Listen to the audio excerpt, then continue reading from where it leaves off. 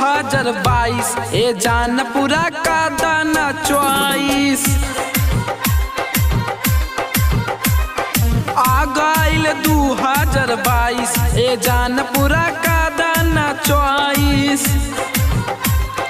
बोली के happy new year आजा तू हमारा नियार बाटे ना तनिको रहाइस ए जान पूरा का दाना चॉइस आ गइल 2022 ए जान पूरा का दाना चॉइस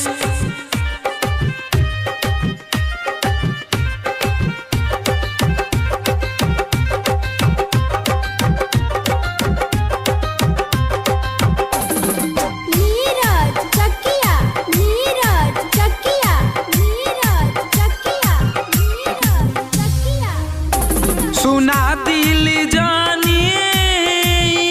हमर बतियाला मानी नया साल के करा उद्घाटन हो बोला का इरादा पूरा करा तू वादा दिल बार बार लगैले बारातन हो लागेलू तू जाने नाइस ए जान पूरा का दाना चॉइस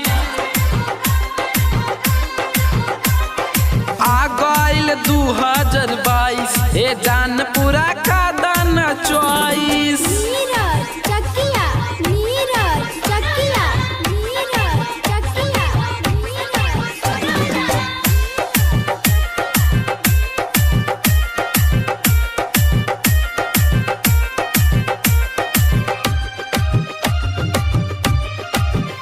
हम मानब ना आज बनल बाटे मिजाज आज चाली ना कौनो बहाना हो विजय राइटर रमेश बहुत सहले कलेश ए जान तोहर दीन से दीवाना हो राहुल के इहे बाटे ख्वाइश ए जान पूरा का दाना चॉइस आ गइल 2022 ए जान पूरा का दाना चॉइस बोली के हैप्पी न्यू ईयर आजा तू हमारा नियार